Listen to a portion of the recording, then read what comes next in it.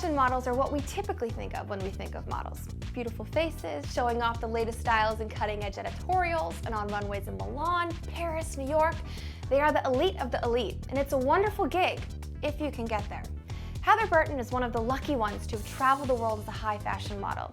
In this next section, she shares her advice and tells the exciting story of what it's like to be a professional model at the highest level.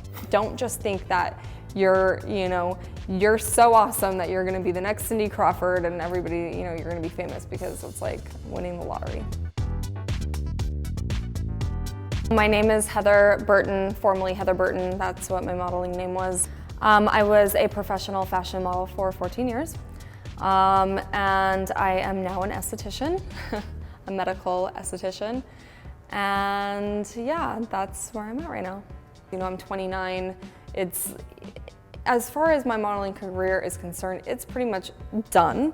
I still do some stuff like, people will write me and be like, oh, I really want to shoot you for this, or can you work for this, or whatever. And it happens and it's great, and yeah, that's fine.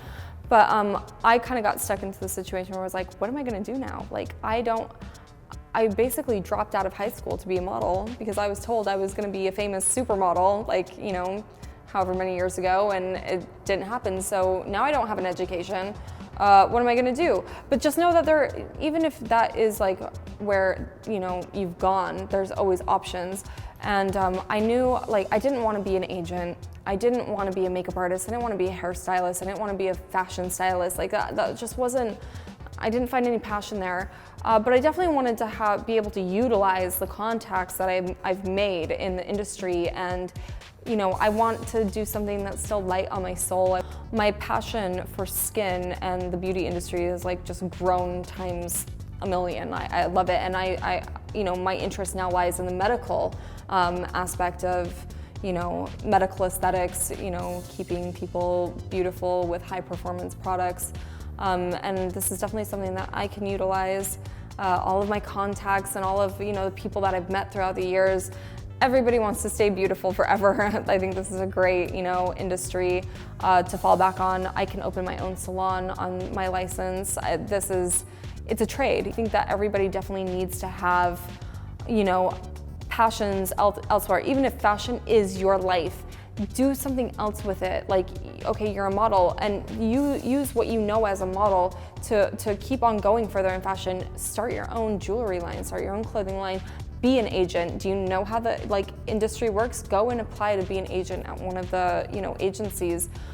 There is so much to do in the fashion industry, and it's a great, it's a fantastic industry to fall back on, and you can keep on going forward in it, as far as you want to go. Don't just think that you're so awesome that you're going to be the next Cindy Crawford and everybody, you're going to be famous, because it's like winning the lottery. I'm the kind of person that's just like not satisfied by ordinary life. I like the adventure. I like going out and like doing stuff and meeting people and just doing amazing things. And that was always like what I wanted. I needed the adventure.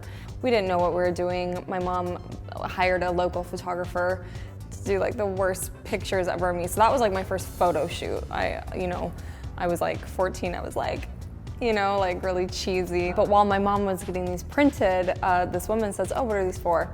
That was printing the pictures, and my mom was like, oh, my daughter is trying to get into modeling. They asked for more pictures, blah, blah, blah.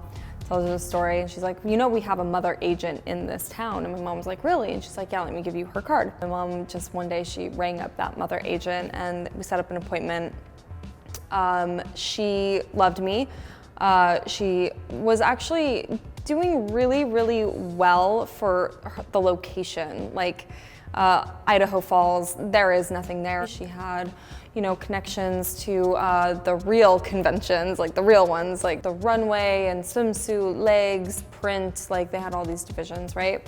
So after, the third day, there was probably like 5,000 teenagers there, like trying to get scouted. It was a huge thing. It was at the big like Fontainebleau Hilton Resort. Like it was this, big, huge deal. So I won like first place in everything. I won first place in runway. I won like third place in the like swimsuit competition, and like third place in legs. Like I got all these awards, and I got a call back from almost every single agent that was there. When they take like a 15-year-old girl and like they're gonna market you for the fashion industry, like there's certain things that they change, especially if you're coming from like the middle of nowhere. The height requirement, you know, is definitely, unless you've got something like Kate Moss, really you're gonna need to be at least 5'8" or taller, especially here in LA, in New York. Even 5'8" I'm gonna say is probably like not good unless you've got something really special, like unique about like your, you know, your look or whatever.